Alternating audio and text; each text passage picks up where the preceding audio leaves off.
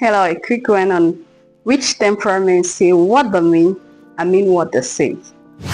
Generally, cholerics are always regarded as to be so rude. Why? Because a choleric will tell you, I am saying what I feel, I say it how and the way I feel it. Cholerics, they are too blunt for a fault. Like, they don't know how to massage or romance their words. They are straight, and it sometimes doesn't always work well with most of the people. That's one of the reasons why generally cholerics are not people that others really love them a lot, because they really don't know how somebody can be doing something and just decide, like, let me just say it in a way that's nice. They say it straight. And phlegmatics, what do? Flex will just say it simply like that. And sometimes you wonder if the flag does he know what he just said. He just said it like that, straight. That why are you people moving part of this money to keep it behind? Like, just a joke. A caller will shout like, don't you move it, I don't like this type of thing. And the flag will like, I don't really like, why are you people moving part of this money to put it behind? Did they not say that we should use it? Or they just say it like innocently and just put it straight. And generally, phlegmatics don't have so much words. So they've said that one sentence and it's over. Why are you people putting this money behind? Was it not meant for us to do this or that with it? It's over. The choleric, they will shout, they'll say 100 things about that very act and they'll be angry. But Flex said it one sentence, it meant it. Sometimes they say phlegmatics have dry humor. Most time when they make that fun, that joke is a way of, I don't like what you're doing. And some people, I have a flag friend, we just say you have bad mouth, you just said it the way it is. But it's just straight talk, they are straight talkers. So if a phlegmatic or a choleric says something to you, believe it at least 90%. They just say it that way. What about a sanguine?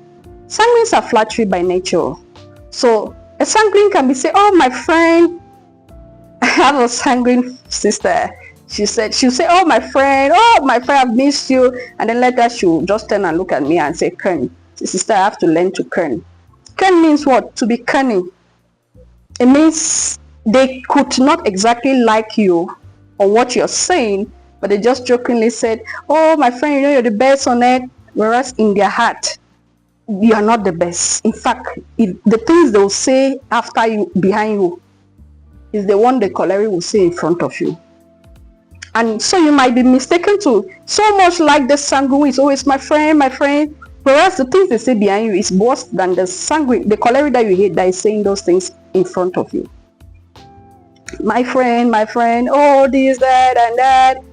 At the end of the day, that's why somebody says sanguines could have so many acquaintances, 70 of them, but they are not so close because they don't make deep relationship.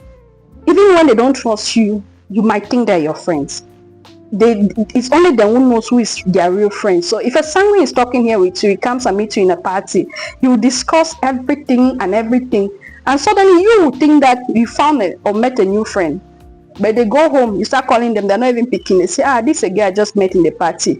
But they might give you the impression that you've just made a new friend or they have become your friend, the way they will discuss and model or flatter or tell you about everything in their life. For them, it's just part of the fun of that party, talking with you, not making friends with you. What about the melancholy? I always tell you, if a melancholy open their mouth and say something, believe it. Because they have so filtered it. They are so thought about what to say, how to say it, how to coin it before they finally say it. So if a melancholy plans to say something to you, they will not just do it now. They will go think, model, coin, fix, and the day they finally say it, as short as it might be, as well crafted and well designed as it might be, they mean it. And males also are people that sometimes you could love them like they're around you, but there are people that they might not be okay with you, but if there's anything around that it's important to keep them by your side, they can be there for a long time. They will not say it. Like a male can be your subordinate. He knows that this job is important for me, and then the boss is so wicked. They just go along with you, work with you as if nothing happened for their own interests, and at the end of the day, they get their career and they go ahead. They don't care about whatever. So they will not tell you that, boss, this one thing or that you're doing, it's not so good. They really are so intelligent or smart that they know what not to say that can destroy their relation. Contrary to a choleric can just pick a very high paying job, and then the boss does something, or just put their hand up and say, boss, this side that you are doing, that makes you very rude and harsh. Even in a meeting, cholerics, if there's one thing we have to learn and learn well, it's emotional intelligence, how to say it, when to say it. It's true, we always say, but we are just being honest and blunt. Being honest and blunt also demands a bit of wisdom. It's not what you say that is wrong, it's how and when you say it that is wrong. For example, if you're going to address your boss in a board meeting to tell him that whatever he's saying is not exactly true or it's not okay, because of his ego of being a boss, he'll decide not to change. So you just said it in the wrong place. If you're going to attack somebody that is so bad, is so weak, and so on, and insult him in that manner, and thinking that you want that person to change, because of human and natural ego, you'll decide not to change. So we are blunt, that's true, but we have to learn. Sometime I was joking with my mom yesterday. I said, I've learned a bit from you people melancholy. When somebody says something, I think about it again. What response should I give? If I go left, what happens? If I go right, what happens?